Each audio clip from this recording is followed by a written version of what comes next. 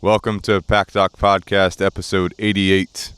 And today I've got Chris with me, professional dog trainer, Canine Revolution Dog Training, former law enforcement, also Citadel alumni. Yep. Also, technically his brother Josh is one of our partners, which we'll talk about later. We also have Ben, who's production, Canine Revolution Dog Training, Canine Revolution Apparel, Pack Talk Podcast, so he's production for multiple entities. Right, Technically your brother. Yeah, technically my brother, technically. Howdy. All right, so today we have a listener-requested topic. So just to remind you, the listener, if you have a topic you want us to cover, please send it to us. We do take those into account. This is a listener-requested topic. And today's topic is moving with your dog. So moving with your dog, this can be simple for some, but complicated for others. Obviously, that's going to depend on your individual dog and the nature of your move. And I did count this up myself last night. I've moved a total of 10 times with dogs. Dang. Most of that because I was in the United States Navy, but some of that outside the Navy. And some of those times, not including those 10, but my wife has also moved more than 10 times. When I was deployed, she'd move a little bit, you know what I'm saying? So we have a lot of experience with moving. Chris, how many times have you moved with dogs? I'm a homebody, so 3 times. 3 times? Yeah. Ben, how many times have you moved? You got to keep your mic up. You gotta keep your mic just up. one time. Just one time? Yeah, just one time. Really? Yeah. I thought it was more than that. No. Okay. And during one of my moves, Ben did support me. He had my dogs as part of the move. Yeah. So I guess that would be technically 11 times because Yeah, I moved that's to true. Ben's house for a little bit, then to my other Little house. transition So move. that's technically 11 for me. Yeah. So anyway, I'd say that if you have a dog with some problem behaviors like high anxiety, insecurity, dominance, reactivity, etc., stuff like that, you're going to need more stringent moving protocols, which we'll go through. Did you have something to add? You're just itching yourself. But if you have a more laid-back dog with no problem behaviors, honestly, you probably won't need any special protocols. The main thing with the laid-back type of dog with no real problem behaviors is that, first of all, I recommend just keeping your daily routine as close to normal as possible. And then basically that means just getting your walks in, getting your daily mental, physical exercise in, using your spot, your place, your stay command. Those are all basically the same thing. Using those often during the packing, the moving, the unpacking process, and basically that's going to be all you're going to need to do. You know what I'm saying? The other thing I do recommend, even for a laid-back dog, is before you take your dog into the new house for the first time, walking them for like 20 to 30 minutes before going into the new house.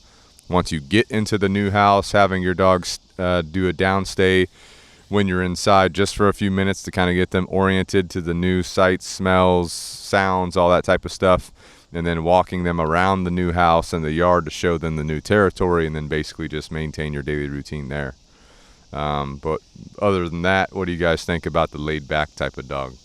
Any other things? I mean, I think it also depends on your, obviously the individual dog. Yeah, that's a factor. But I think your relationship with your dog is a big factor as well.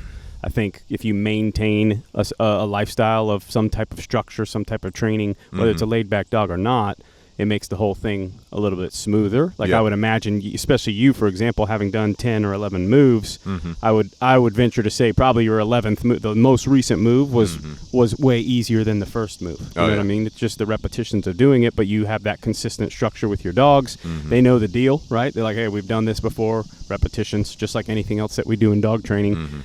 But versus, let's say, somebody that doesn't do active training. It's just like, hey, I got a laid-back dog. It's just a couch potato. I'm not really involved in them. I drop their food every day, and that's about it. That dog's going to be a little bit more stressed when you start packing things, moving around, and we move to a whole new environment. They're like, what the hell's going on? But if that dog has a relationship with you of trust and respect, and you're day in and day out, sometimes you're doing things that the dogs are uncomfortable with, and they're learning how to overcome that discomfort. Your relationship is going to help that dog with the stress that would come from moving, if that makes sense. So, I'm definitely focusing on the relationship side. Yeah. I'll also say that the couch potato dog probably has some stress because it's not getting that physical exercise, even though it seems like it's just a couch potato. Yeah. there's going to be some level of stress there. Sure. And it's not healthy just to sit on the couch all day. Yeah. You know, pet dogs are going to be, you know, overall dormant for about 80% of their day. That's just the way it is for pet dogs, most pet dogs.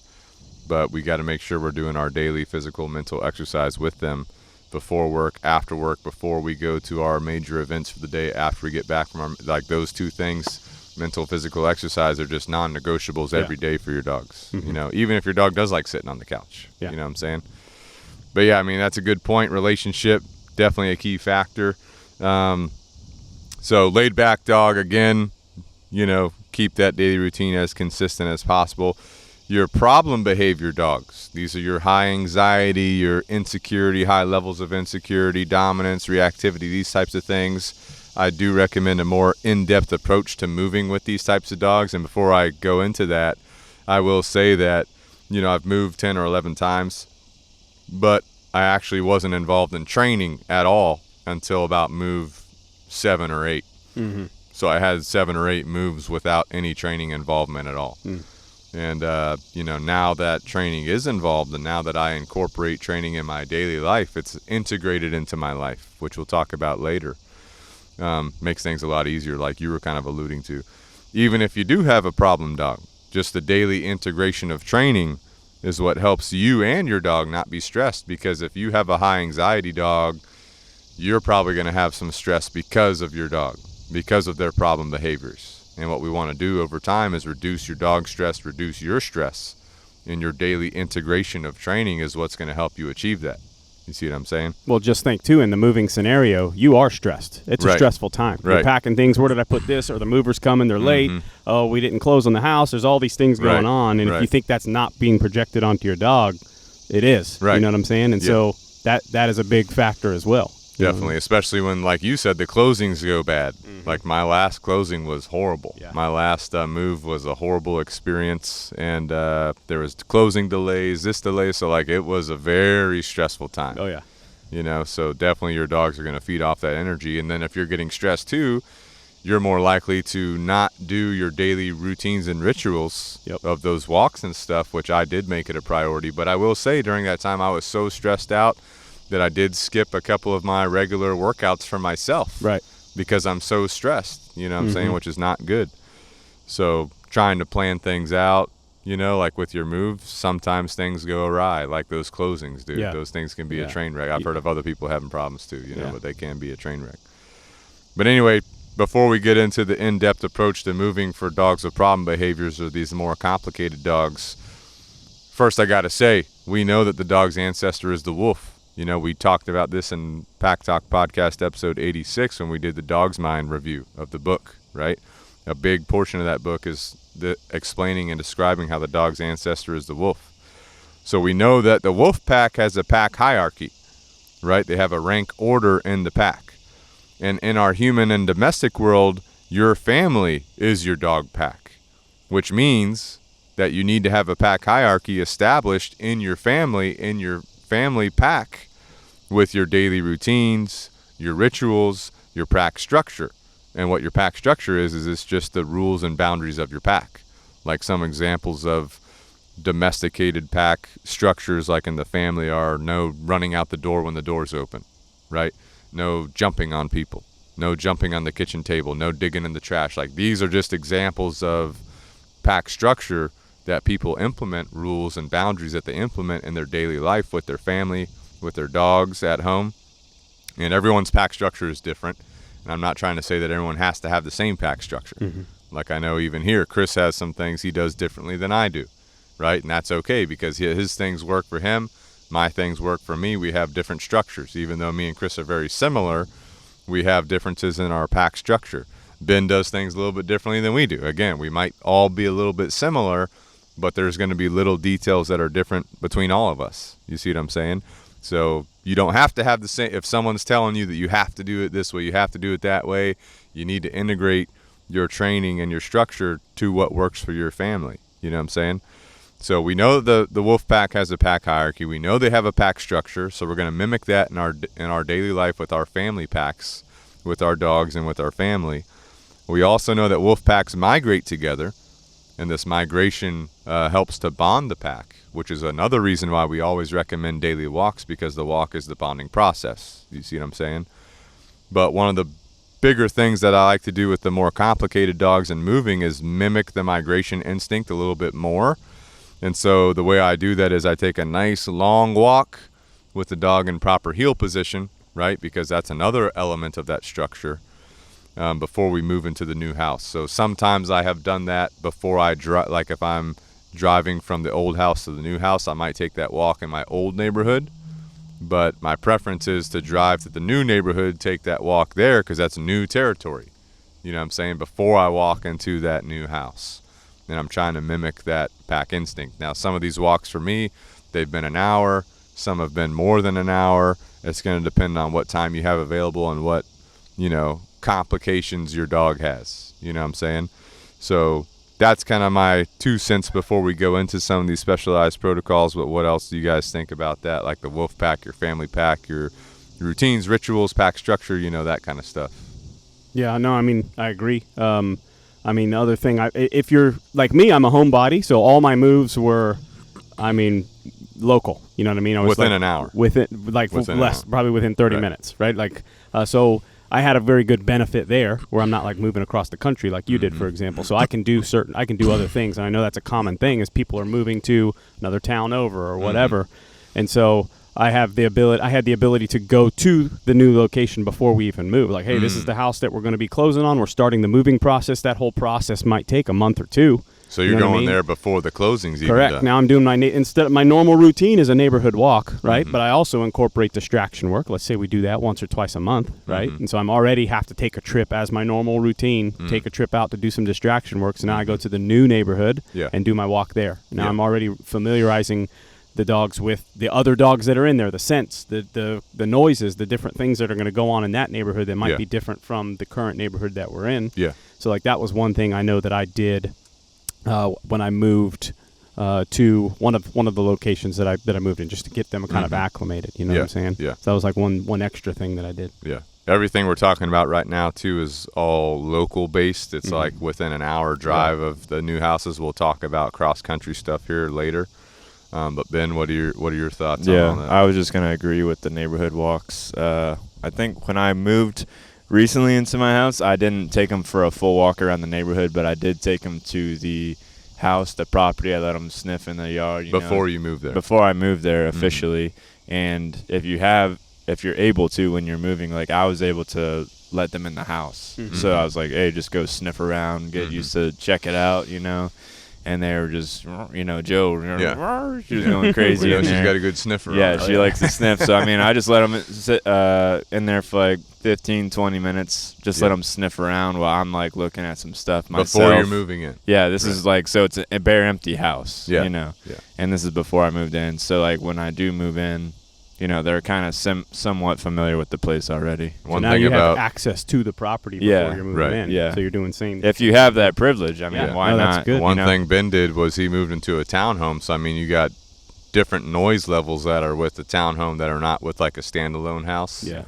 And then Ben also, he did a new build. Yeah, so there was like active construction still going on. So there was like dump trucks and all that stuff. Lots of noise, lots of potential stressors. Yeah, for at least for JoJo, she's she has that anxiety level. So the noises, she's not a fan of big loud trucks, or 18-wheelers or whatever. So those noises were definitely playing a factor, when we showed up to the property. Yeah, like if you're moving into an apartment too, like same thing. I've lived in many apartments. And the noise levels there are different than obviously a standalone house or even a townhouse, because Ben has people on like one side of him. In a townhouse you could have people on both sides, but usually it's a couple stories high. Apartments you could have people on all sides of you, front, back, the other side, the top, the bottom, depending on the way your apartment's situated. Obviously apartment complexes, you got more people moving around, so you got more smells, more dogs, different things. So I like what you guys are saying. You're going to the property before you move there. Like if you know you're going to move into an apartment complex, you could go there, do a couple walks there, get used to the scenery, get used to the smells, get used to walking up and down the stairs or whatever you're doing, because those apartment alleyways, those kind of have different vibrations and noise in them too, and they kind of funnel things differently, So all good things to take into account. Yeah. But what we're talking about overall is like just preparation of your dog for like going to the new place. So like walking them there, getting them familiarized there, taking that long walk. That's going to bring down their energy level. It's going to mimic that migration instinct. You know what I'm saying? Then you start going to the new territory. You know what I'm saying? Well, two, you made me think of something else when you mentioned apartment complex. Like, think about the location that you're moving to, and what are the things that are going to be presented with me. Like maybe there's aspects that I'm have in my training routine that I need to amp up and focus more on. Right? If I'm in a spread out neighborhood, 1 acre lots, and I've got a reactive dog that's reactive to dogs or people. Now I'm going to an apartment, right? So like, we need to think about that before the move, right? Or like, definitely. I mean, I think about me. I was going from a neighborhood to out here in the country. So I'm like, I don't do a lot of off leash stuff. Like, I probably need to get my off leash stuff in preparation to let my dog explore out in the woods and that kind of stuff and have the control. Or exposure to animals. You know, we got deer, foxes, squirrels, all that stuff all over the place. They want to go. They got prey drive. They want to chase those things. In a neighborhood, I don't work on that a whole lot. So like, those things are things I'm thinking about in preparation for going to the new environment. Like, hey, I need to get a wrap on this reactivity, or I need to get a wrap on whatever this issue is before I go over there. Yeah. I think there is more people trying to move outside of neighborhoods now into like more rural spots. So obviously if you have like a 1 acre lot or more, like there's neighborhoods now, they're technically neighborhoods, but they have 1 acre lots, they have multiple houses there, they have 5 acre lots, they have multiple houses in the same area. So it's like less contact with people, more contact with like the wildlife. So you're also thinking about snakes. Yeah. I mean, copperheads are pretty common, like in our area, the South Carolina low country. So what does your dog do if it sees that? So you got to have that off leash, good to go. So like what you said, if you're in a neighborhood, you're used to keeping your dog on leash because that's like an HOA rule and all that. Now you're moving out to the country, you're planning on having your dog off leash more. Definitely want to be practicing those off leash protocols, making sure that off leash response is sharpened up if you kind of let it slack off a little bit, you know. So definitely a good thing to keep in mind. So yeah, I mean, overall, wherever you're moving to, you got to think about how that environment's changing. Are you moving from the city to a rural area? Are you moving from a rural area to a city? Are you moving from a house to an apartment, or from an apartment to a house? You know, all these different things play factors. But again, like we talked about with the laid back dog, when we're actually packing the old house, you know, or moving to the new house, we're unpacking stuff. During those phases, I'm going to be using my spot. Some people call it a place command, which is basically the pet cot. We have a pet cot. Our dog goes there. They do an automatic downstay there. You can also do a downstay by itself, you know. And in my mini moves with the United States Navy, you know, they have packers that come. They pack up your stuff. They have people that come and unpack your stuff and move your stuff for you.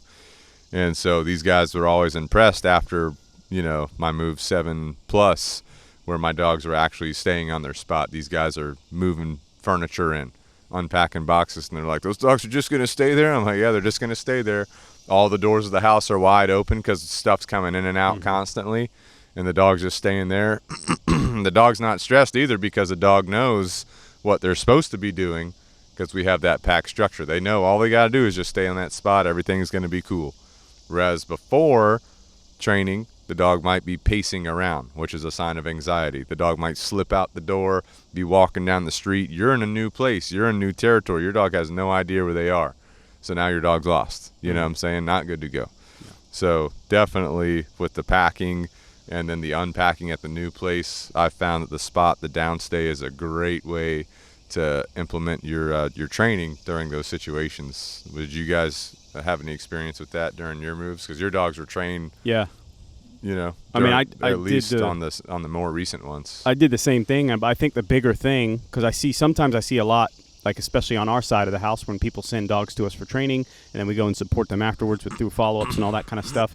Some people view the training is like a one and done type thing, right? Like, hey, I do this training. Hey, that spot thing is nice to have. It's a nice tool that I'll put in the toolbox, but I'm not going to use it in my day-to-day life, right? I'll use it when I need it. And it's like, it doesn't quite work that way. You've got to incorporate these things into your life so that whenever I do need it and I need it to be reliable, like my doors are open and movers are coming in and out and people are walking by and my dogs might be uncomfortable, I know that it's going to work, right? Yeah. So I'm using that day in and day out. My dogs are going on spot because I think of these things tactically, right? Like, let's say I have a family dinner coming over. That's a good simulator for a move, right? So or just life, any scenario.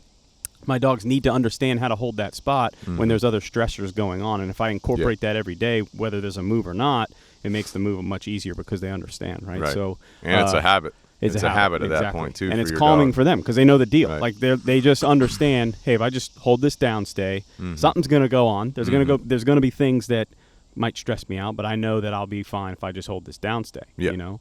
Yeah. And then, I mean, the other side would be, let's say your dog's not trained, you have to use something similar to manage them. That'd be, I would recommend a kennel in that situation. Definitely. But again, we don't necessarily just want, hey, look, we're moving. I've never used a kennel before. Let's toss the dog in the kennel. Definitely not we're moving, good. right? Movers Definitely coming not in now. We're adding stress. So again, kennel's always a tool that we can incorporate and use. But even if you don't have a high level of training, like your dog's going to hold a downstay, you can utilize a kennel in a safe way to help them alleviate the stress. Yeah. Then when you were moving, we're using the spot. Oh yeah, spot all day. Yeah. You know, I don't know if people realize like how good the spot is in any situation, not just moving. Because it's, I mean, if like Chris is saying, if you practice it every day, and you know the times that you really do need to use it, you put them on spot. You focus on what you need to do. You're not thinking about what your dog's doing. You know, yeah. So JoJo definitely super, like she's like you were saying, wandering around the house. Like when we're moving stuff in and out, or she's getting freaked out, she don't know what's going on. So I put her on spot.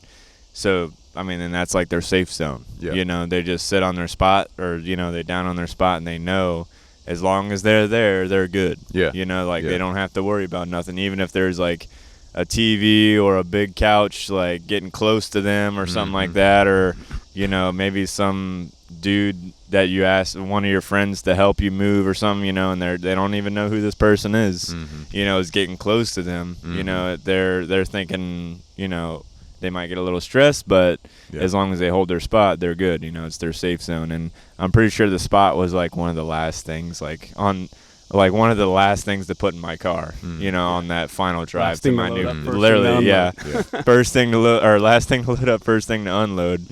And I think if your dog is not doing good on the spot, you can put them in the kennel. You know, just manage their time. Well, the dog's probably not doing good on the spot if it's not been practiced properly, you know. Exactly. But if they're practiced properly, like I remember moving you into your house. And you got that, you know, the walkway that comes in the front door. So I mean, it's pretty tight. And then to get like your mattresses and stuff upstairs, your spots are right there. So I mean, we're literally moving the mattresses and stuff right by the dogs, like basically brushing up against their spots, and they're sitting there. You know? All the doors are wide open too, because you know Chris is there moving stuff. Everyone's moving stuff in and out. You know, the kids running around screaming their heads off. You know, the dogs are just sitting there doing their thing. You know? But Ben also did move with his cat too. Do you have any insight on what helped with your cat move? For the cat lovers out there. Because what we did was we took him in and then just put him in the bathroom and closed the door. That was it. And he was in. I mean, he was. Management he was in there for, you know, he's a scaredy cat. So he was in there for a while. Probably with the cat, what I would do, put it in like a cat carrier or even a small dog kennel. Once you get it to the new house, just let it be in there for a little bit and then let it out. You know? That's my girlfriend's jurisdiction. The cat. We'll have to get her on to talk about cat at some point, because the Cat's Mind podcast, honestly, was the number one listened to Pack Talk podcast. We might need to expand to some cat training. Dog training podcast cat episode is the number one episode so far. All right. Anyway, so like we talked about earlier, so far this discussion has generally been about local moves, you know, within about an hour drive of each other. And just to recap what we've discussed, we talked about, you know, preparing your dog for the new territory, making sure you're doing your daily pack structure, your daily walks, your daily mental, physical exercise, integrating training into your daily life. I mean, that's how it should be. Because like what we tell most people, hey, about 15 minutes of training a day, like you don't need that all at one point. You 15-minute it, or you just incorporate the training throughout your life. Integration training, it's going to be way more beneficial for you and your dog. Preparing your dog for your new neighborhood, your new environment, visiting there before you move if you can. And then when you're actually moving, packing, unpacking, you're using that spot, you're using that downstay, you're using that place command, whatever you call it, you know, to provide that de-stressor for your dog, that calmness for your dog, right? With the long distance moves, cross-country moves, this is a little bit more tricky. It's a little bit more complicated. So real quick, just the story of my last cross-country move. I moved from San Diego, California to Somerville, South Carolina, which is right outside of Charleston. So it's like 3,000 miles or whatever. And so my wife had flown ahead because, you know, we had just had we had our first kid. So that's obviously not going to be fun driving that much time. But I had 2 of my own dogs, Bane and Sarabi. Then I was bringing another dog that needed to be rehomed. And I had a home for it in Charleston, South Carolina, rehoming it from San Diego, California. So I basically loaded up my truck. I was pulling a trailer, super heavy trailer, moving across the country. My plan was wake up in the morning, walk the dogs, get on the road, take a couple stops throughout the day, walk the dogs, whatever, stop somewhere, walk the dogs, go to bed, wake up, do it all again. That was my plan for a couple days. It would take me like 3 or 4 days to get that done, just nonstop, you know, the whole time. And so basically I'd get up, I'd be at a hotel. I'd usually stay at La Quinta or La Cuenta, whatever you call it, because they have no dog fee. And so I'd wake up, walk my dogs just in a couple laps around the hotel. I'd be in the hotel parking lot, just walking laps around the hotel, 20 to 30 minutes. It's more boring than walking on a trail. But some of these hotels are in like weird spots. Yeah. I'm like, I'm not going to go explore this weird spot, you know? So I just get up, walk a couple laps around the hotel, load everybody up in the truck, and then roll out, you know? Whenever I got to and I would literally plan my route to go to the next La Quinta because I knew no dog fee. Yeah, I had 3 dogs, you know, one being a Doberman. Hotels don't like Dobermans there. So I'd get up to the hotel the next evening and first just leave the dogs in the truck while I would register or, you know, get the room or whatever, then bring out the kennels. You know, I had a couple kennels I was using, bring them into the room, set them up, then take the dogs out of the truck, let them go potty, walk them 20 to 30 minutes, take them into the hotel, put them in their kennels, go to bed, wake up, just kind of the reverse of that, you know what I'm saying?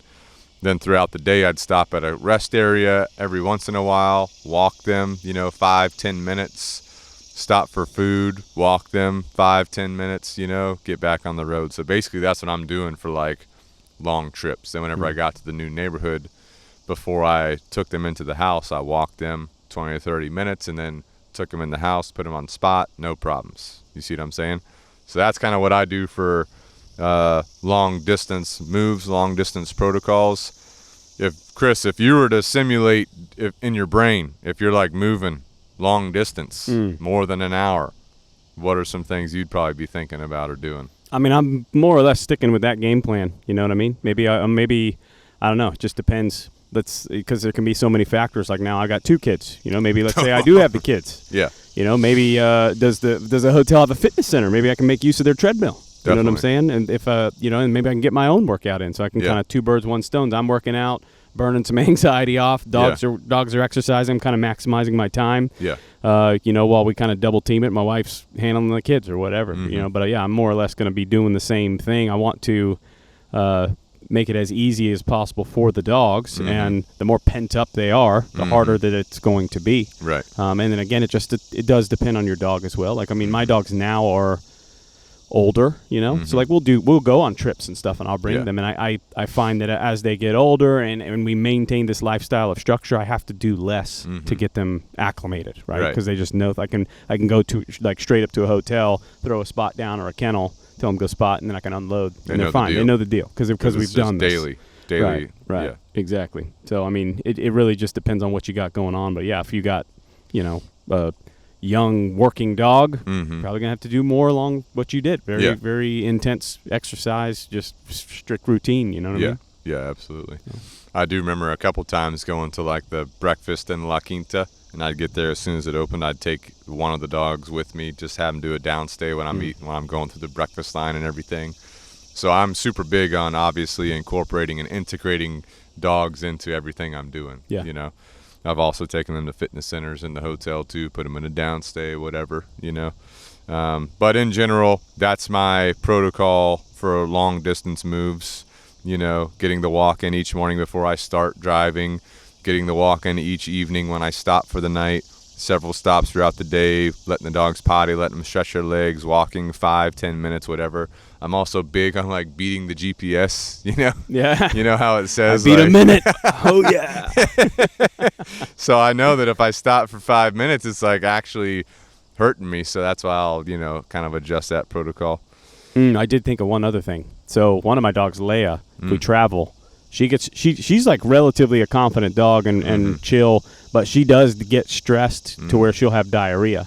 So that's something I definitely factor in as well. Whether I'm like, before we're leaving, I'm starting. You know she's going to have diarrhea. I know, yeah. She's like, most likely she is. So I'm going to be having some type of diarrhea medication that I'll bring with me, but maybe I'll start her on some probiotics or something like that a little bit before, and that usually does help. Yeah. That's something that's developed later on in her life, you know, that we found but we went on a family trip and she started blowing out in the hotel, like right in the hallway. Oh, it was bad. my God. Yeah, it was bad. That was like the first time that happened, and then every my trip then it's been like, okay, it's getting soft, so we're now taking action on that. So that's something to think about too when dogs get stressed. Sometimes you deal with blowouts and things like that, so you want to always be prepared for something like that. That's a good point. Be prepared, because if your dog's doing that, like, it could be super embarrassing. Oh, yeah.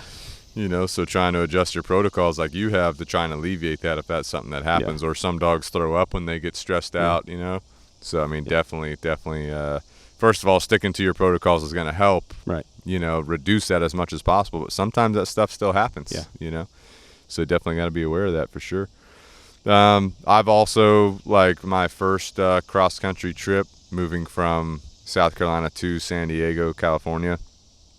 Stopped at a couple friends' houses, you know, so trying to maintain the protocols there at their house. You know, if you stop at a friend's house on a trip, same thing. Maintain your protocols. Bring your kennel. Pop your kennel up. Use your kennel. Use your spot.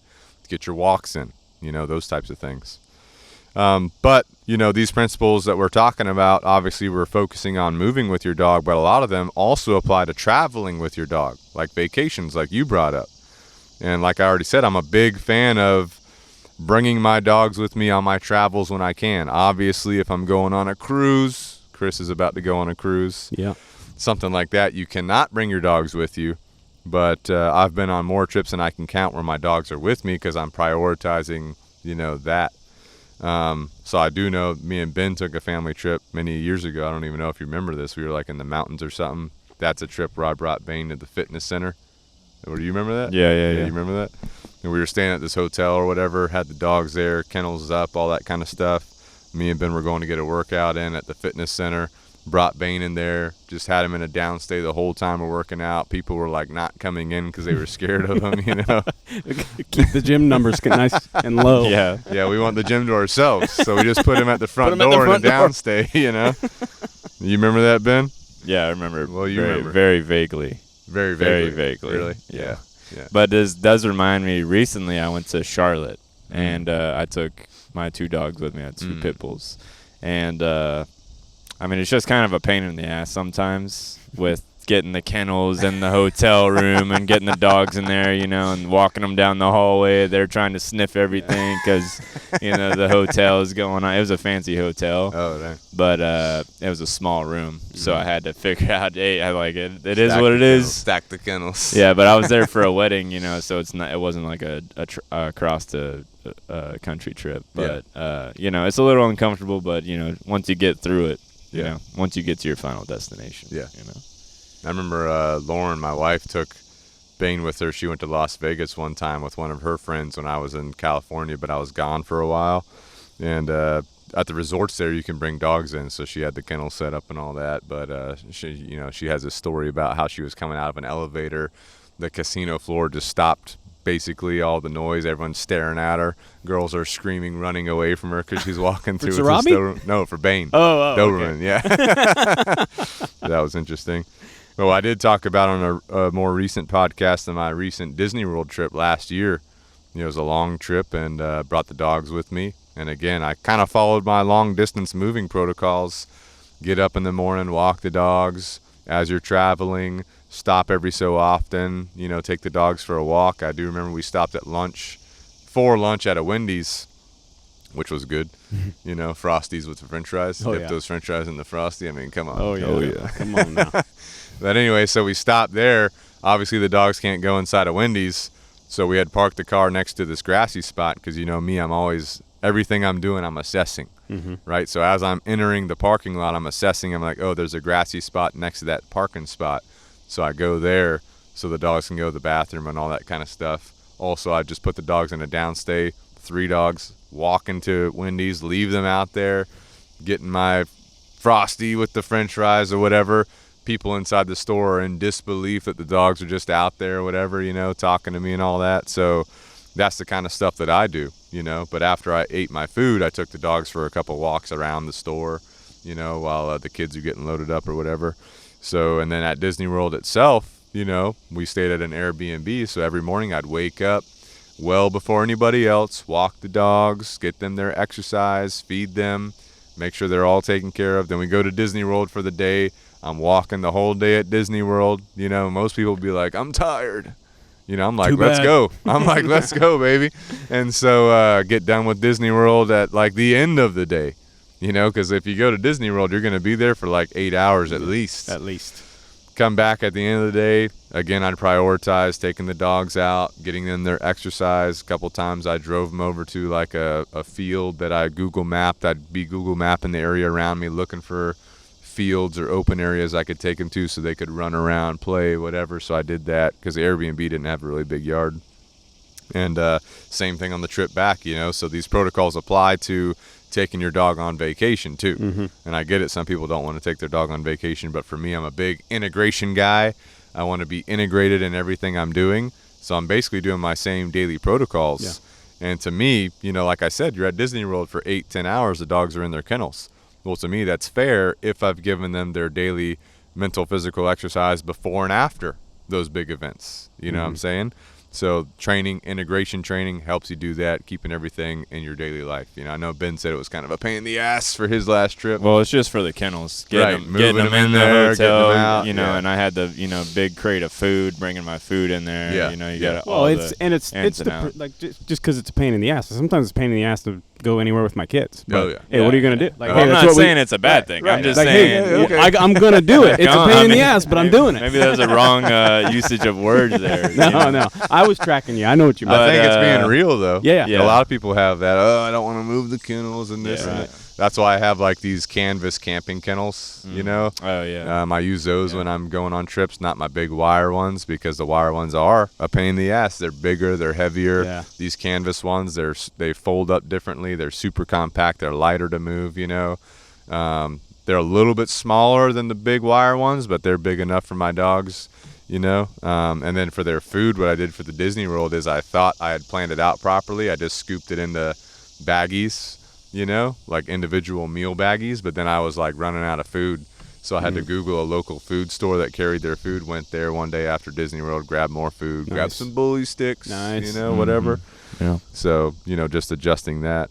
But, you know, you can incorporate dogs in your trips.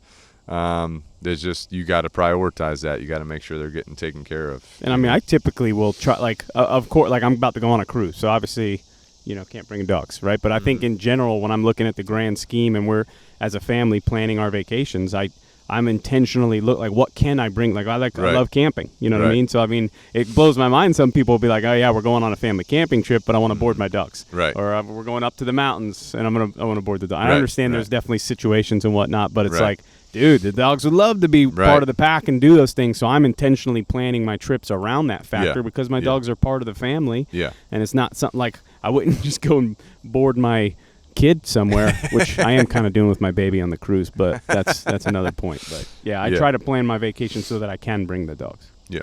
Yeah, when I went to Charlotte, it was for a wedding, so obviously I'm not going to be have a lot of free time, you know. So like Chad was saying, like before I even went on the trip, I knew where we were going to be at in Charlotte, so I like looked up local parks before we even left. And because I'm thinking, you know, hey, when can I exercise my dogs? Because you know they got a lot of energy. Yeah. And so, you know, I'm planning, you know, do an hour walk around, you know, what's the biggest park, you know, or what's the most popular park in the area that looks nice, that's got a lot of walking trails.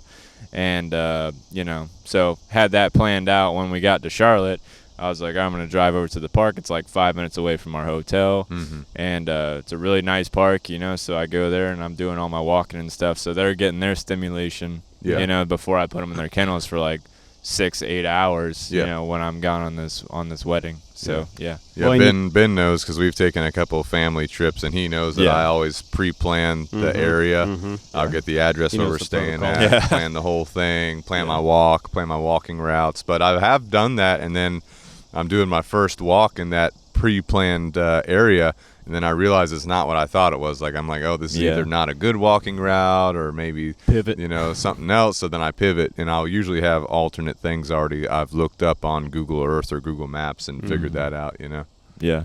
Well, you Yeah, know, but too- me and Chad went to like the lake like a year Yeah. ago or something. We took the dogs there. It was like an Airbnb lake house. Took the dogs with us. They were having a good time. Yeah. And then I think when I first got JoJo, she went on a camping trip with us or something like that, where we were hiking for like hiking for a while. Yeah. And so like Chris is saying, like if it's an outdoor activities and stuff, you know, yeah, why like not? take your dogs with you, like let them have fun. You know, Yeah. practice your training before you go. You Yeah. know, so it's a little bit, you know, sharpened up or whatever before you go, because when you're out there, they're probably going to be amped up with all the new environment and everything like Yeah. that. You know, Yeah, the Disney World trip I went on was the first trip I used these canvas kennels I'm talking about. So for weeks I had them set up in the house and was practicing using those every day with the dogs. So they were already familiarized with those before I threw it on them on the trip. Right. You know what I'm saying? Plus now my kids are, one of them 6, you know, going on 7. She likes being involved in that stuff, so she'll normally like being involved in walking the dogs, training the dogs, that kind of stuff, you know. Yeah. What were you going to say? You had a thought. Well, going back to the wedding, dogs can also benefit you. You know, if Oh, you're yeah. like me, I'm not a big partier. You know, so yeah, I go to the wedding, I'll celebrate. But hey, guys, I got to cut out a little early. Got to take Yeah. care of the dogs. You know what I'm saying? Oh, yeah. Boom, ticket out. I will say every time I took them out to go potty, you know, we were on like the 4th floor, so I had to take them all the way down the elevator out through the main lobby, and they had a potty area, but like all eyes, like Oh, yeah. because they're 2 big pit bulls. I'm walking Oh, them yeah. through lobby in heel position. Everyone's like, "Oh man, those are nice dogs," you know. You had your Canine Revolution shirt? I had Yeah. well, didn't have my Revolution shirt. I was in wedding attire, yeah, boys. yeah, yeah. But you know, when I was in the hotel with Leia when she was having her blowouts, we were on the 3rd floor. Oh, people were definitely watching you, too. 3rd floor. I was running. As soon as as soon as we get back from whatever, we would go to like the children's museum or whatever. We come back and she's, I'm like, oh God, she's got to go. At least you're up and we're booking it. Running down all 3 flights of stairs. As soon as we get out there, boom, blowout. at least you Dang. got the whole blowout outside. Yeah, we got it. Yeah. We got it. Well, except for that first Except one. for the little, yeah. Also, I will say I've taken a trip when I was stationed in San Diego. We took a trip up to San Francisco, which I think you were there, Ben. I don't know if you flew out for that one, but yeah. had my dogs with me for that. We were staying at a hotel in San Francisco. San Francisco is concrete city. There's no grass, there's no greenery, but there was like these little bit of garden sections that were elevated. So I'd have my dog jump into that garden section, potty Oh, there. my Is that God. what people do? You This remember where that? do At the people's hotel. dogs go to the bathroom in In the city? California, a lot of dogs honestly just go on concrete. It's like pee in a drain. Dude, or that's what something? they do in New York City That's too. crazy. I've Yeah. seen like videos, and I'm like, well, their dog just pee in the con. Like, I was like, what I the mean, you got no choice. I I guess that's know. what they're doing. Do you remember when? Do you remember? yeah, I that? remember it was at the hotel. Like they Yeah. had like these decorative like trees and stuff, and Bane's up there peeing on their like decoration. The groundspeople days later, like, Oh, why are these dude, plants yeah. dying? It was like in the front of the hotel too. Like It's the only where like everybody was. natural area. You know, it had like Yeah. some vines, some trees, some pine straw. And he just hop up there and do his thing. I imagine that could be weird for a dog if you think about from somebody like me, never been into a big city. Now I go and bring my dogs and go on vacation in a big city. Dogs Could like be weird. pee on the concrete. I don't know what to do Could there. be weird. Yeah, definitely. I mean, some dogs are freaked out by that. Yeah. You know? Oh yeah. But yeah, definitely there's different dynamics of the city too. For sure. Because like I remember I think me and you walked down to In-N-Out from the hotel one day, and I was basically, I didn't want to leave him out there by himself there, so I was outside with him waiting for Ben to grab his burger or whatever. yeah, And so I mean, the different dynamics Yeah. of the city. There's a lot more movement, a Yeah. lot more people, a lot more things going on. So definitely that can be a stressor for a lot of dogs too. Yeah. But because of integration training, integrating your training protocols in your daily life, maintaining your daily routine as much as possible, I mean, makes a big difference. for And that's sure. what we're a big fan of. That's what we're working with all of our people on, you know. But like moving with my dogs, traveling with my dogs, to me, honestly, not a huge deal. I know some people that stresses them out, but I think it's because of the lack of integration training in their daily life. and maybe they're not 100% comfortable with their training protocols. But because I'm practicing my protocols, because I have that integration training in my daily life, it's literally not a big deal to me. It's just like another thing, you know. The other thing too is I know sometimes surprise scenarios happen. Things happen that you were not expecting, whether you're traveling, whether you're not traveling, you know, whether you're on a trip or whether you're moving. But because these protocols are my daily routine, they're integrated into daily life, it's my mentality. You know, I have my fundamental training protocols. It's just habituated in my mindset. Surprise scenarios are handled with ease. You know, like surprise scenario for me at the beginning of the summer, so several months ago, hiking with my dogs, they're off leash, they're doing their thing, they start attacking something on the ground. You know, I'm like, what the hell's going on? I call them back to me. Boom, they immediately come back to me. I put them in a downstay. I go investigate what was going. It was a copperhead, you know. And so then I was able to handle that scenario, surprise scenario. I'm just like, walking down this trail, no big deal. I notice something abnormal. Boom, come. You know, they're already coming because they already know what that means, right? We practice it so much. It could have potentially saved them from a venomous snake bite, which could have then been a bad situation because now I got to carry this 100-pound dog X amount of miles to the car or whatever, then find a ER place with anti-venom, you know, that kind of stuff. So because the training protocols are integrated, it's not a factor. You know what I'm saying? On that note as well, so that makes me think of a specific scenario to you and I. I mean, for the listener, if you don't know, we're next door neighbors. So there might be times where one of us may take a day trip or something. Hey, can you let my dogs out? You know what I'm saying? Yeah. Because we maintain a certain level of routine and rituals, I can implement some version of his routine, right? So like you go on a trip, I can take Bane in Georgia on a walk around the trail, and I've been in similar situations where I get a little bit far, I recall them, boom, they come. And I'm not working them every day, like building that respect and that trust, but I think more because of the work you're putting in, they're just responding to the routine very well. So that's they know the routine, they know the ritual. Exactly, you know? Exactly. Which if you're like the kind of person that has someone come to your house and watch your dogs for you, that plays in your benefit too. 100%. If you have that daily routine and ritual locked down, you know, where it's just habituated with them, they know, even if it's somebody else, you know. So anyway, definitely good to go. Again, I'm integrating this stuff in my daily life. My spot time, one of the things I do with that, walk in my door, go spot. That's the first thing they do. Even if I don't say it at this point, they just do it because I've drilled it into them. Anytime we walk into the house, the first thing you do, you go to your spot. Then I'll let you up to do whatever after that.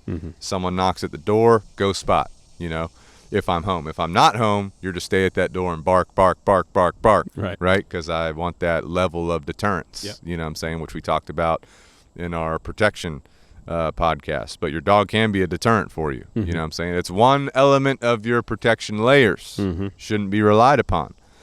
But, you know, another thing, the daily walks like we talked about, downstay like I talked about, that copperhead scenario. I call my dogs, so that's that come command that I practice every single day. Downstay. Like they are aroused. They are excited. There's a prey item on the ground. They want to grab it. You know what I'm saying? They disengaged from that to come to me, did the downstay. They executed that. No problems because I'm practicing it every day. You know what I'm saying? So, I mean, this stuff's easy to throw into your daily life. Oh, yeah. You know, super easy.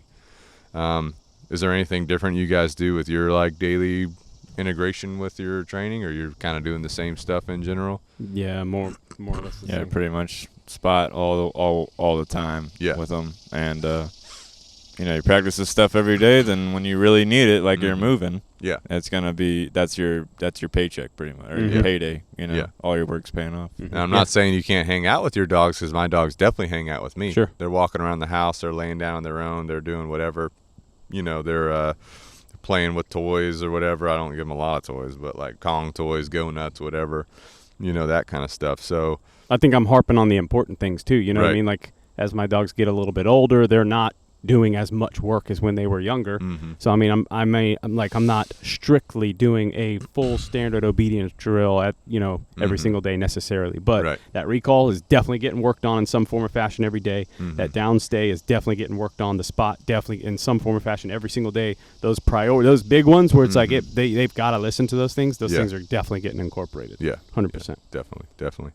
So to wrap it all up, when you're moving or if you're traveling, right? But we're focusing on moving. Keep your daily routine as consistent as possible. Get in your daily exercise, right? Mimic the migration to a new territory by taking a longer walk than normal, which is especially important for the more complicated dogs with the potential problem behaviors. Having your dog spot or place or downstay in the new house first and move around and show them the new territory.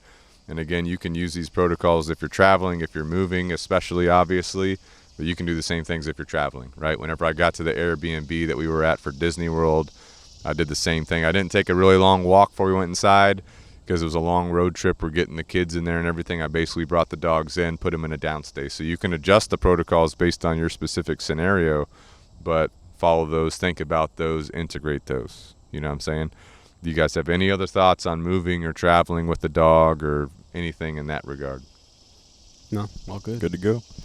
All right, so closing it out, just so you guys know, Pack Talk Podcast is sponsored by Canine Revolution Dog Training.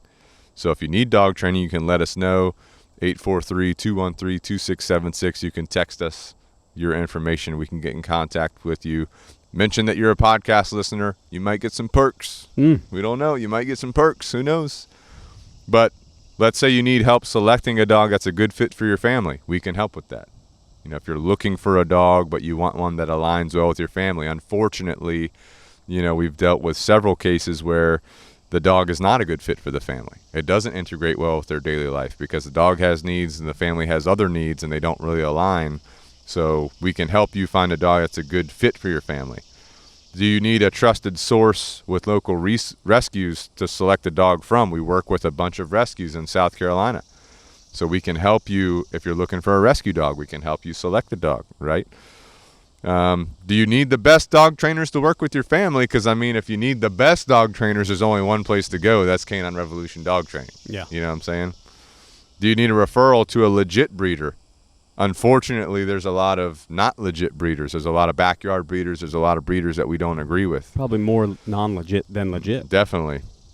But we at Canine Revolution, we do maintain a list of breeders that we vet to refer our clients to. So if you want access to that, please reach out to us. And then another thing, too, is that behaviors that are stressing your dog out are not funny. Your dog is stressing out about some behaviors. It's not a funny thing. So, you know, I worked with a case many, many years ago. There was a dog that was chasing, like, light reflections and lights, you know, weird lights and lasers and stuff. And people think it's funny to turn on a laser and have their dog chase it. They think it's funny if their dog chases a reflection. That's not funny. That's honestly a stressor for your dog. That can build anxiety, build stress, create problem behaviors. So make sure that you're, you know, having your dog's best interest in mind and think about it from your dog's perspective. You know what I'm saying? But Chris, one request for you, give me one memory. Oh boy. From Canine Revolution Dog Training with me and you, maybe Ben. One memory. One, just the first one to come to your head. Does it have to be clean? Does it have to be, well, I mean, I'll tell you about my first day on the job. My first day on the job was basically. That wasn't your first day. Oh, was it not? If you're talking about what I'm thinking about.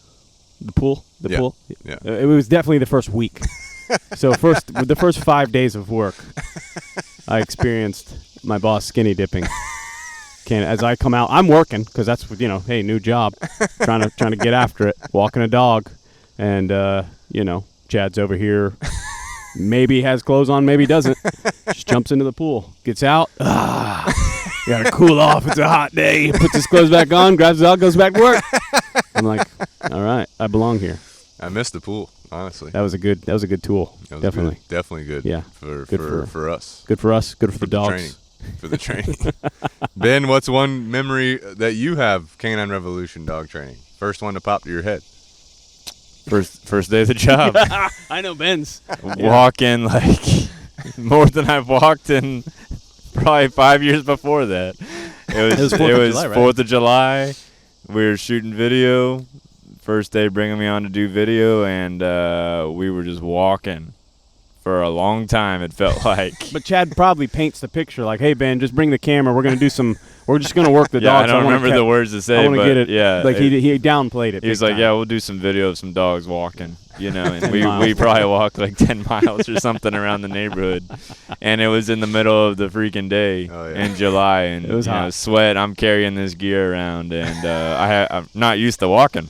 Yeah. You know, so You're used to the office work. it's a personal hell for me. You know, I'm like, how much longer are we gonna walk? It was a wake up for you. Yeah. It was a wake up for you for your definitely weakness. a wake up. Your weakness of not walking. I didn't give up though. You did I not. made it. To be fair, I think everybody that starts here, especially like an apprentice to be a trainer, that's like a big shock to the system, how much walking you're doing. I mean, you're on your feet. All day. You're on your feet. All day. Yeah. Yeah. Make sure you wear some good shoes. Hell yeah. That's definitely good for you, though. Oh, yeah. Be on your feet versus sitting. I mean, now I love it. I mean, I can yeah. go all day. I'm like, I could not imagine sitting in an office No. working on a computer all day. I mean, I can imagine because I did. Yeah. I did that. But Yeah. no, this You is know, what's funny way is better. that I think whenever I first started working, not the first day, but I think there was like, I would wear flip-flops. Are you serious? I think so. I don't remember if the first day where we walked a lot, if I was wearing shoes or flip-flops, but there was a couple days after that where I was like, yeah, I'm just going to wear some flip-flops. Not going to be, doing anything crazy. And now then, Ben's always prepared. And then we're walking a lot, and then flip-flops, and I'm walking backwards, doing side flip-flops. It's hard to manage. I was like, I'm never wearing flip-flops again. So now I just wear shoes all the time. Good to go. We're also sponsored by Canine Revolution Apparel. We have the new storefront on Amazon, so check that out.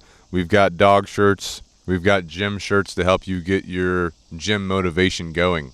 They're like Jack Dogs, which I like. Yeah, they're pretty cool. We got the guinea shirts. We like the guineas. And you remember what Shelby said in episode 87? It starts with the guineas. That's what she said. She's from Eudora Wildlife Safari Park in Sally, South Carolina.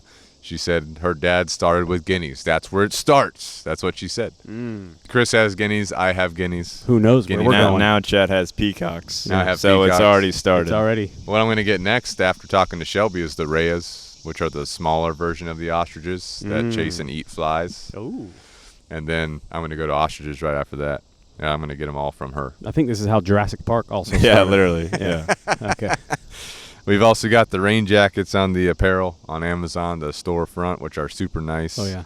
I like the camo one. Oh, You yeah. have a rain jacket I too, got don't the you? camo Yeah, one. you got the camo one. The hoodies are good, which is getting to be hoodie season. We got the heavy hoodie, that's my favorite one. We also have the fitted hoodie, which is Ben's favorite one. We have a couple of zip-ups too. So you guys check that out. It does support the podcast. If you guys do decide to get some of those, we appreciate it. And then also we're very proud to be a partner with Origin USA. That's Made in America clothing for you. Made in America, boots, jeans, belts, all that kind of stuff for you. Jiu-jitsu, MMA gear for you, which I was just doing some jiu-jitsu with Chris yesterday, and he body slammed me. So, Chris, what does jiu-jitsu or MMA do to you? Give me one thing that it does. What does it do to me? Give me one thing that it does for you in your life. Is it pain? I like pain, though, so that just fuels the fire. Yeah. What thing has it taught you? Humility, definitely. But I feel like I was always a pretty humble person, I think. But just, it was a shock, honestly. So, like, I've always been into self-defense. That's a passion of mine. So, like, I've always been concealed carrier, done firearms training. And you were big into firearms. Huge self-defense. into firearms. Big time into firearms. Like, that's my thing. Right.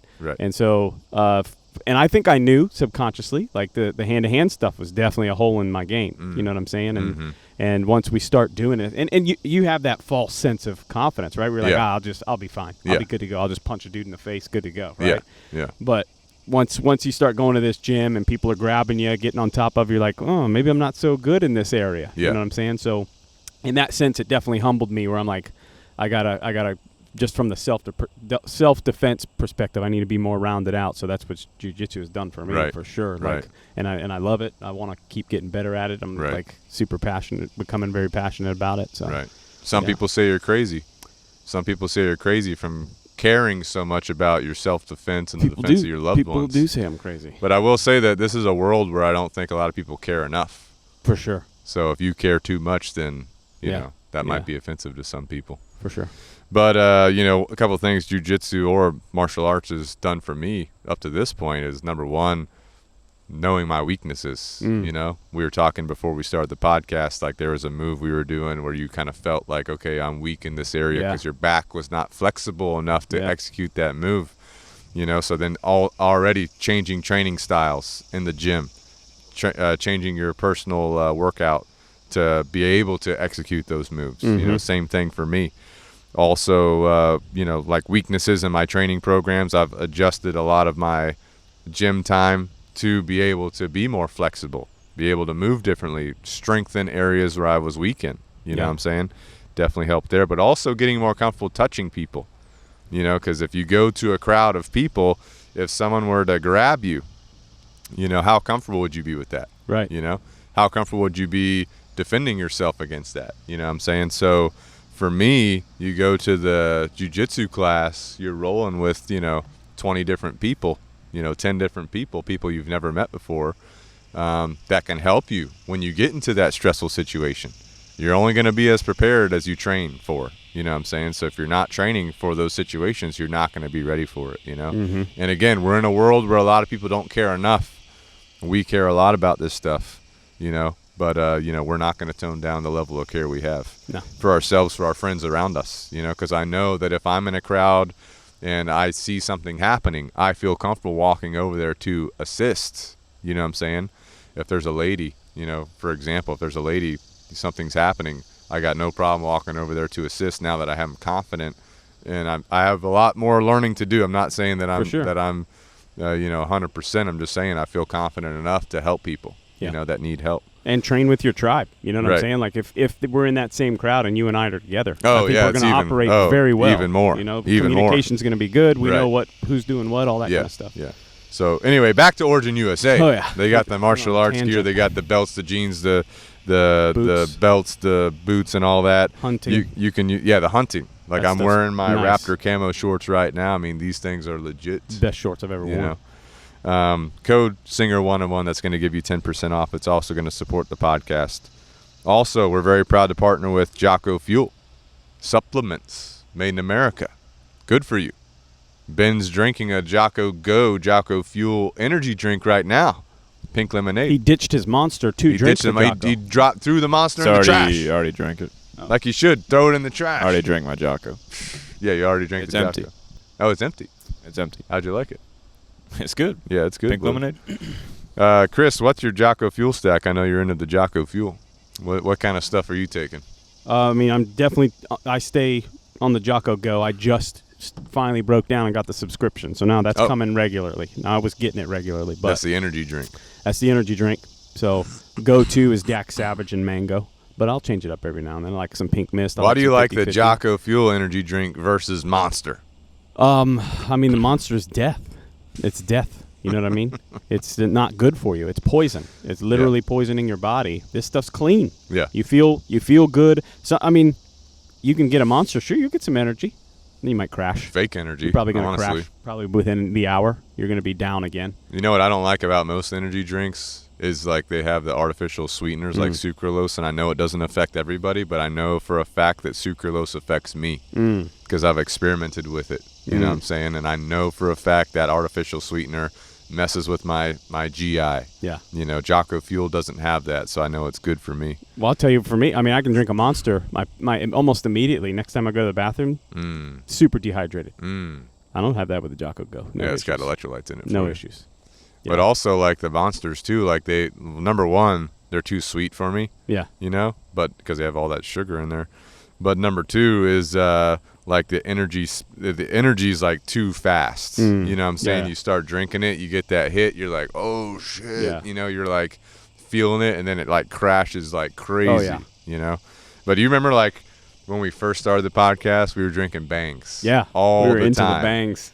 You remember that? What do you think about Bangs now? Those are way too sweet. I find those sweeter than the Monsters now. Really? Like I just don't like the if I do like what if I get a regular energy drink, like, hey, I ran out of Jocko's, I got to hit the gas station, whatever. Like, I'm probably going to try to get the sugar-free Reigns. To me, those have been the best flavor-wise, but I still don't like their ingredients, honestly. Yeah. But yeah, just that stuff's so sweet. Oh yeah.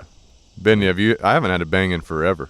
Have you had a Bang? I haven't had a Bang since we stopped drinking them. Really? If I go to a gas station, I'll honestly get the Celsius. Oh yeah. The Celsius energy drinks. Those are.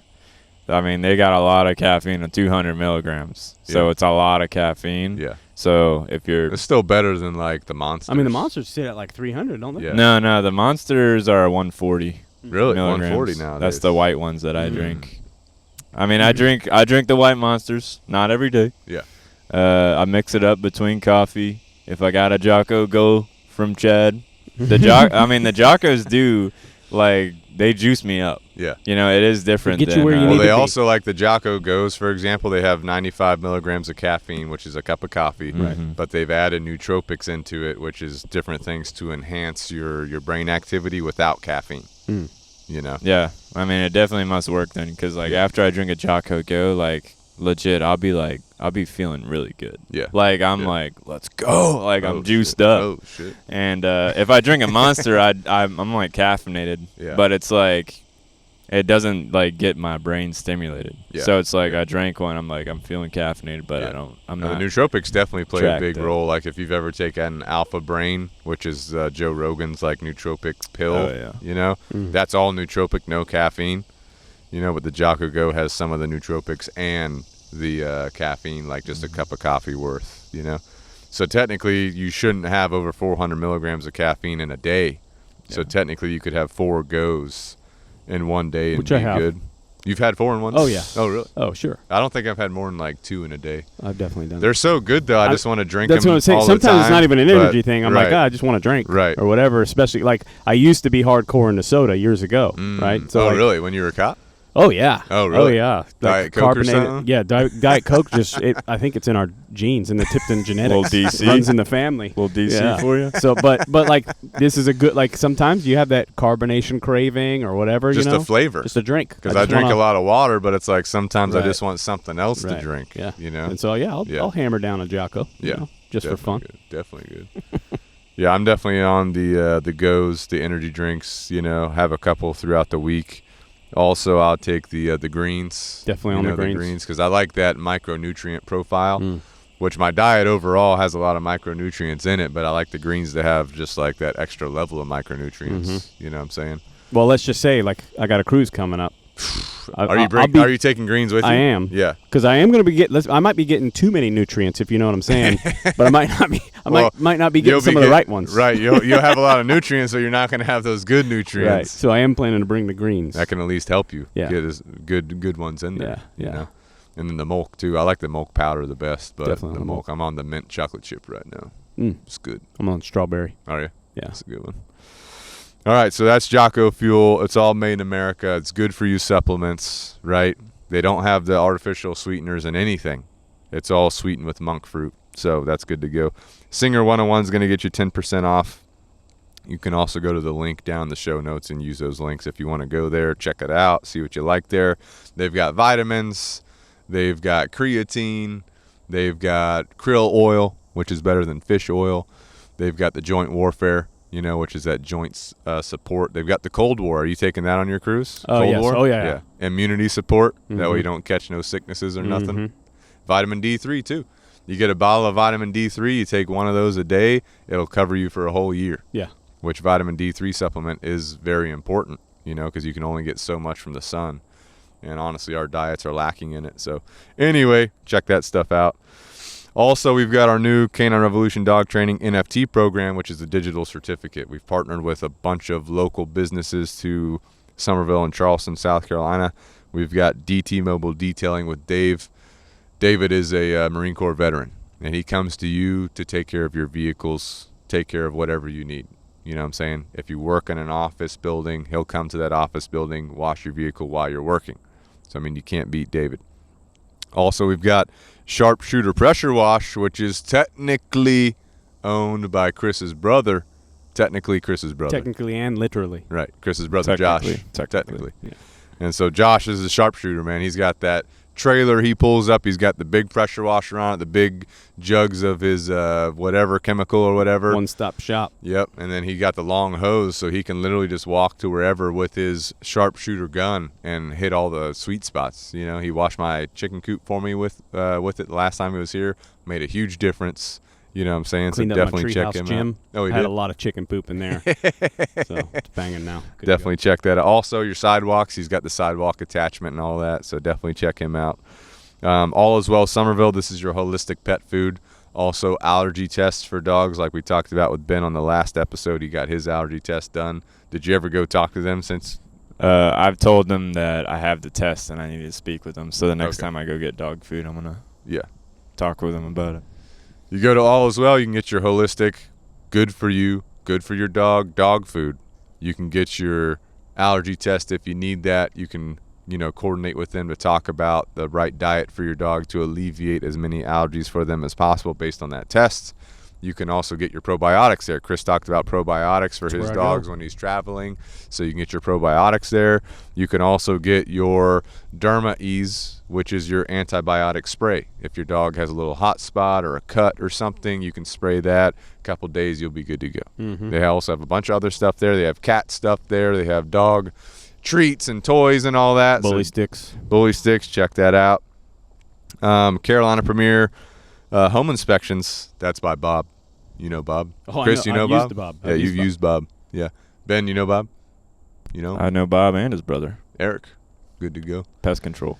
So the home inspection side, if you got a townhome, if you got a standalone home, whatever, he can come inspect that, check that out for you. He can do pre-drywall. He can do before you move in or closing, real estate closing. He can do your, maintenance inspection, every couple of years. We also have Carolina Premier Pest Control, which again, Bob and Eric, like Ben said, they're going to come take care of your property for you, take care of your home for you, get that termite control, that termite bond, that pest control, so far and so forth, customized to you and your situation. I have chickens. So you got to customize your outdoor pest control to suit your chickens, right? Mm-hmm. Also, I have bees on the property. So you got to fine-tune your outdoor pest control, your mosquito control, so that no bees are being harmed, because we need that honey. Yeah, we You know do. what I'm saying? Also, we've partnered with the Velasquez company. This is Antonio and his crew. They do fencing. They do drywall repair. They do painting. Painting's the main thing. Check them out. Also, Black Force MMA. We were talking about jiu-jitsu MMA earlier. This is where me and Chris train at in our families. And, Dwight is the owner of Black Force MMA. He's also a martial arts Hall of Fame. He's been in the Hall of Fame. He's in the Hall of Fame. You know what I'm saying? He's also has a championship coming up, Worlds tournament for jiu-jitsu he's in. And so if you want to train with him and his crew, Black Force is the place to go. Also, Cane Bay Chiropractic, that's Doc Anthony. He's been on the podcast several times. I go to him every month. I know Chris goes to him every month to keep that back aligned, your nervous system aligned. And it makes a big difference, honestly. You know what I'm saying? Well, especially since we started jiu-jitsu. Right, right. And if you have a dog, right? Yeah. If you have a leash puller, that's not good. That's going to pull your spine out of alignment, so you need that back in alignment. If you got a little dog, you got to bend down, give it treats all day. Yeah, that's going to take a toll on you. Yeah, for you sure. Honestly, even just getting in and out of your recliner at the house, Yeah. that's going to take a toll on your that back. takes a toll. Sitting in it probably takes a bigger toll. So go check out Doc Anthony, Cane Bay Chiropractic. They also do kids. They also do like prenatal. His wife's a chiropractor too. They work there together. And then you got Lanzera Defense Solutions, Defense Strategies, which is Doc Anthony's other business, which is teaching you CWP, right? Concealed Weapons Permit. Also defensive pistol tactics, defensive pistol techniques. And also he's a brown belt in jiu-jitsu, so he helps out with hand-to-hand tactics as well. So definitely check that out. Tell them you're with Canine Revolution. Show them your digital certificate. You'll get those perks. Also, our newest partner, Aquafusion IV Hydration, one of our alumni, right? They have this business in downtown Somerville where they can give you nutrients through IV, vitamins, nutrients, hydration. So let's say, you're a college student. You know what college students are doing. Oh, we know where you're going with this. Going partying for the weekend. Before the weekend starts, go get your IV nutrients so you're pre-hydrated. Mm-hmm. Then when the weekend's over, go back, get more nutrients to help you recover from that situation. If you got a marathon coming up, before the marathon, go get your nutrients so your body's in optimal condition. After the marathon, go back and get more nutrients so you can recover properly. So, that's a huge benefit right there. And we got more partners we're working on. If you have a business you want to partner with us, let us know. You can go to www.kineticrewards.com to get your digital certificate and watch the video on how to implement that. Get it on your phone so you can show it to these partners and start using it immediately. All right, YouTube. We've got a Pack Talk podcast on YouTube. We've also got the Canine Revolution Dog Training on YouTube. On the dog training channel, we're focused on education for dog stuff, dog behaviors. On the Pack Talk podcast channel, we're posting the podcast videos if you want to watch the videos. Some people like doing that. Also, we got some extra content on there. We got our guest speech that me and Ben went to with Antonio, where we talked about discipline in your life. We talked about achieving freedom in your life, discipline with your time, discipline with your finances. You know, Chris here is a prime example of someone that was disciplined with his finances, got himself out of debt, you know, implemented financial discipline to get him on the path that he wanted to be on to achieve what he wants to achieve in life. You know, like buying a boat. Yeah. Buying, you know, Chris pretty soon going to have to buy a new truck because his Ford's just not holding up. That's not so true. That's not accurate. He's financially ready to get that Dodge Ram or Ford's that fine, GMC everybody. Sierra. Calm down. You know? Actually, well, Chris, when we were at Eudora, Chad dropped a Ram joke about how Ram's superior. She said, "Oh, I don't trust the Rams." She said, "You'll end up at the truck repair shop after that's X amount of miles." That's a farm girl. She knows what she's talking about. She likes Chevys, though. Yeah, she does not trust Fords. Well, but I you would know, take a Chevy probably over a Ram, though. the other thing, too, is you got to maintain it. You got to maintain it. Got to maintain any vehicle. You got to maintain it. Yeah. But anyway, whenever Chris's Ford does you know, need to be replaced, he's financially set because he's implemented that financial discipline. You know, if we were focused on talking about financial discipline, you just had to go off on your truck Well, you tangent. brought the truck up. Yeah. You guys can go to YouTube. You can watch that video. It's called Achieving Freedom. If you want me to be a guest speaker at your event, just email me, Chad Singer at caninerevolutiondogtraining.com. We've also got other YouTube videos going up on the Pack Talk podcast at some point. Ben, where are we at with this video with the, you know, the Air Force guys? The Defender? Where are we at? Yep. Stay tuned. It's coming. Stay tuned. Yeah, it's coming. It's coming. It's coming. We're also going to have another video coming up in October. We're doing an event that will be on the Pack Talk podcast as well, YouTube channel. All right. If you're a business owner or a dog trainer, do you need a coach? Do you need a consultant? You can email me too, Chad Singer at CanineRevolutionDogTraining.com. And last but not least, definitely not least, thank you to our military. You guys are out there. You're deploying across the world, right, to defend our country, defend our freedom. So thank you for that. Also, military families. The military, the service member is deploying. The rest of the family holding it down on the home front. Yep. You know, so thank you guys. I think the families are often forgotten, but they're often the ones that are, you know, dealing with the most stuff. Because when the service member deploys, they're busy. Yep. You know, but at home, it's daily routine. We got to take care of that.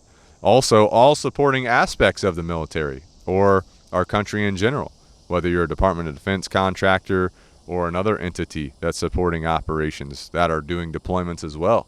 And then their families, too, that are back on the home front. Thank you, guys. First responders. Military deploys, obviously, outside of their hometown.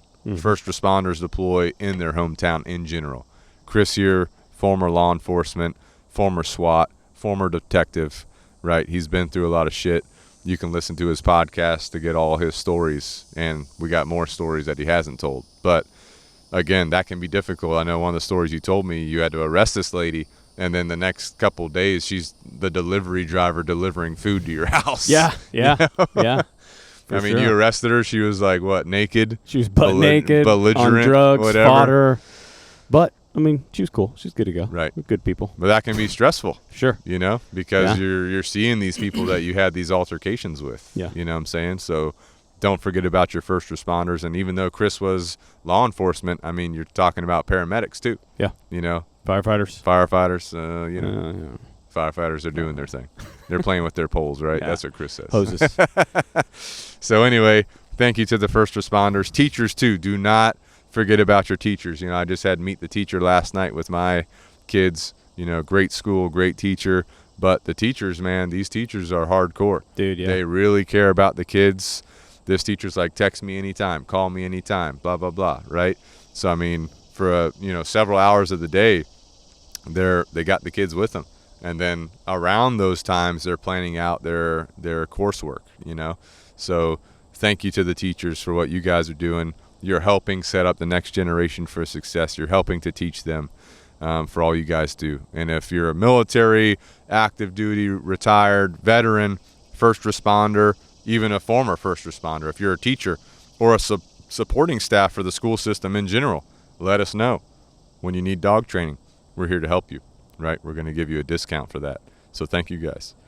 And until next time, this is Ben, Chris, and Chad with Pack Talk Podcast. We appreciate you listening, and out.